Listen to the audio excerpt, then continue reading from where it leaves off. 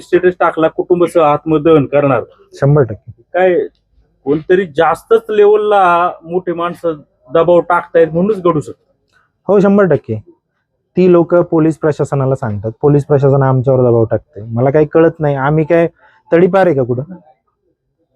आमच्यावर दरोड्याचे गुन्हे आहेत का काही चोरलंय आम्ही कोणाचं? मला एक कळालं नाही. जर आमच्या बरोबर चर्चाच करायची होती तर ती सामंजस्याच्या मार्गाने होऊ शकता. आम्ही आमच्या गावचे पंतप्रधान आहे, आम्ही आमच्या गावचे पंतप्रधान आहे. जो ग्रामसभेचा निर्णय होतो तो पंतप्रधानांना, राज्यपालांना, मुख्यमंत्र्यांना कोणालाच बदलता येत नाही, ही मी जाणीव करून देऊ इच्छितो. त्यामुळे आमची प्रशासनाला विनंती आहे, जसं ते त्या शासकीय पदावर बसलेत ना, तसं आम्हीही जी स्थानिक स्वराज्य संस्था आहे त्याच्या शासकीय पदावर आम्ही बसलो, आता की त्यांनी जाणीव ठेवावी. आता काही कार्यकर्ते पण आलते.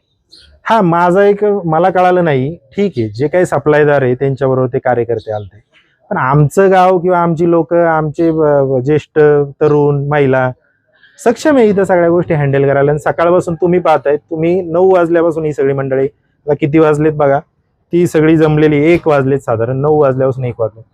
कोणाला अशी तळमळ असल्याशिवाय कोणी थांबेल गाव का? TRP वाढवायला कोणी थांबेल इथं? असं नाही ना. काय शरद सोनवणेने तुम्हाला फोन केला काल असं समजलं, काय नक्की बोलणं झालं? शरददादांनी फोन केला, त्यांची एवढंच म्हणणं होतं की ती गाडी सोडून देण्यात यावी. शरददादांनी एक बाजू ऐकून घेतली, कदाचित त्यांना चुकीच्या पद्धतीने माहिती देण्यात आली असेल. शेवटी मी त्यांचंच काम करतो, शेवटी मी त्यांना त्यांच्या वेळेत जाऊन भेटून हे जे आज काही सॅम्पल घेतले, हे जे काही हे होणार आहे त्याचं सगळ्याचं मी बसून त्यांच्याकडे जाऊन या सगळ्याचं त्यांना सविस्तरपणे सांगणार आहेत. त्याच्यानंतर त्यांनी मला काल सांगितलं गाडी सोडून द्यायला पाहिजे होती, ते माझ्या अखत्यारीत नाही, पण माझी साधी त्यांना विनंती होती की त्यांनी FDAचे अधिकारी येतपर्यंत थांबावं, एवढीच विनंती होती. आणि ती त्यांनी मान्य केली. ते काय पुढे काय बोलले नाही, ते म्हटले ठीक आहे, काही अडचण नाही. म्हणजे गाडी सोडायला फोन त्यांनी केला होता. दुसरी बाजू तुम्ही आज सांगणार असता त्यांना जाऊन?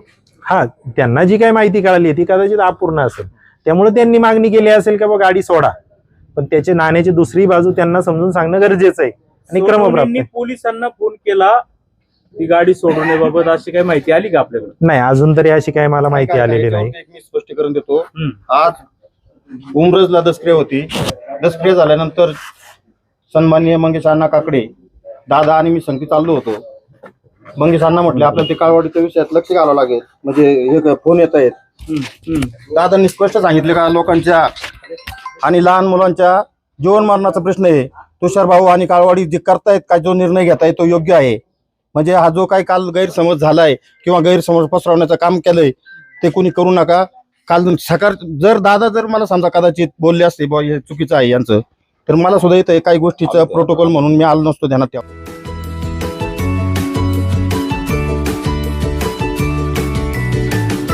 बातम्या शेतीच्या, बातम्या मातीच्या, बातम्या अन्यायाच्या, गुन्हेगारीच्या,